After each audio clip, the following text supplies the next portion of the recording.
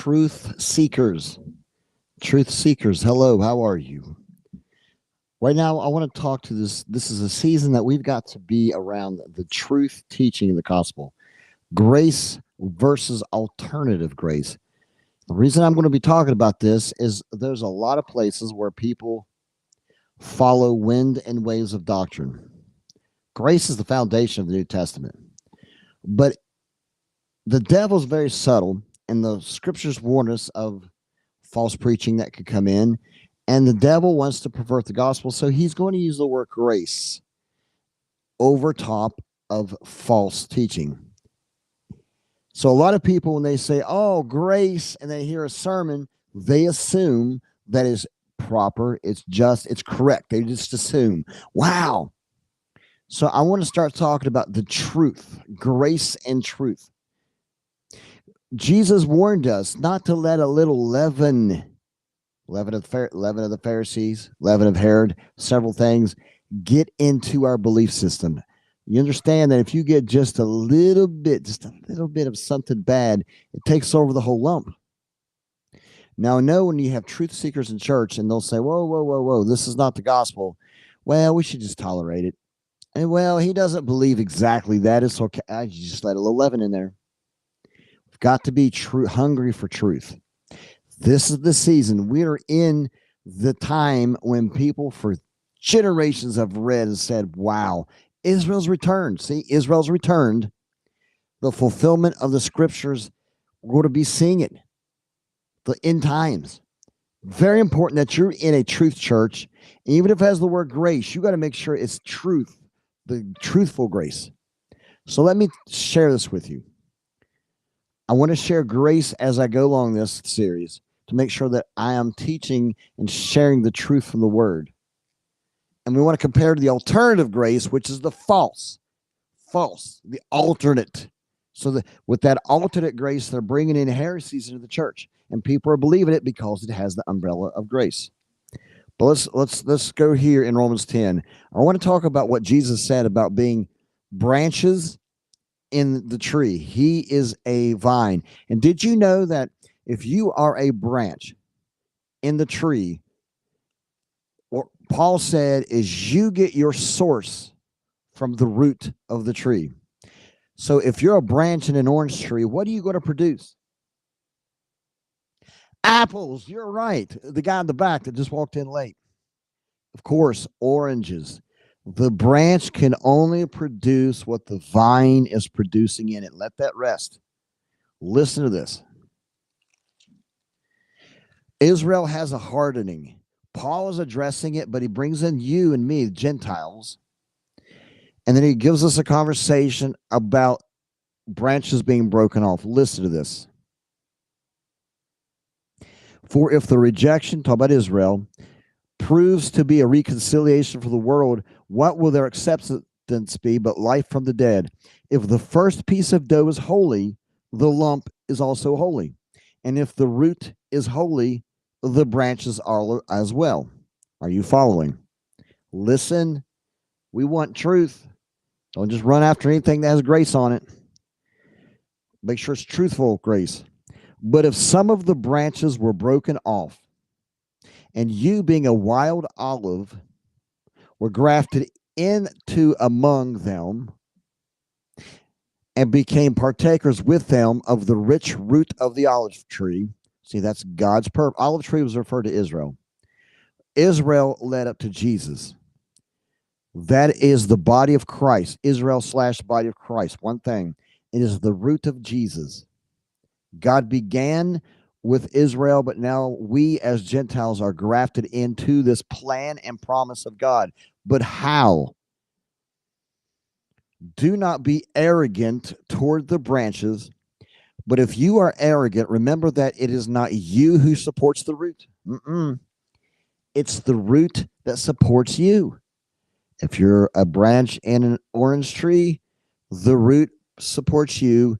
You produce oranges. You can't produce any other fruit. So the root supports you. You will say then, branches were broken off so that I might be grafted in. Quite right, Paul says. They were broken off because. Why were the branches broken off? Why were the branches broken off of the root? Because of their unbelief. If you want to know what I'm reading, it's Romans chapter 11, and I'm about verse 20. Unbelief. Truth point number one, grace and truth. Grace rests on faith. Not having faith is not a good thing. When you preach grace, you preach faith hand in hand. That's how it works. Faith receives from the root, receives from Jesus. Jesus paid a price, forgave everybody's sin at the cross. But if you do not receive it by faith, you are a dead branch. I'm going to get into that. Jesus talks about what happens to dead branches. If you're a dead branch, you've seen trees, apple trees. You have to what with a dead branch? Cut it off. That means it can't receive the sap and all the life from the tree, right? So faith makes you a living branch. Preach the truth. Branches were broken off so that I might be grafted in. Quite right. They were broken off for their unbelief. But you stand by your faith. Do not be conceited, but fear. This is Paul. This is grace. For if God did not spare the natural branches, which was Israel, he will not spare you either, so that then the kindness and severity of God to those who fell, severity, but to you, God's kindness, if you continue in kindness, for otherwise you too will be cut off. And they also, if they do not continue in their unbelief, they can be grafted in, for God is able to graft them in again, talking to Israel. Now let's compare that to Paul, who probably got that from Jesus when Jesus said, I am the vine and the branches. Listen to what Jesus says further. He says, I am the true vine. So he's the source, he's the root. And my Father is the vine dresser. What? God is the vine dresser. What is he going to do with branches here? Every branch that is in me, how are you in Jesus? Ask yourself that. That does not bear fruit. Ooh. He takes away, and every branch that bears fruit, you will be pruned so that you may make more fruit.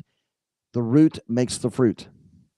You are already clean because of the word which I've spoken to you. Remain in me and I in you, just as a branch cannot bear fruit by itself. See, if you cut off a branch from an apple tree and let it lay on the ground, it's not going to be able to do anything. Branches just hang.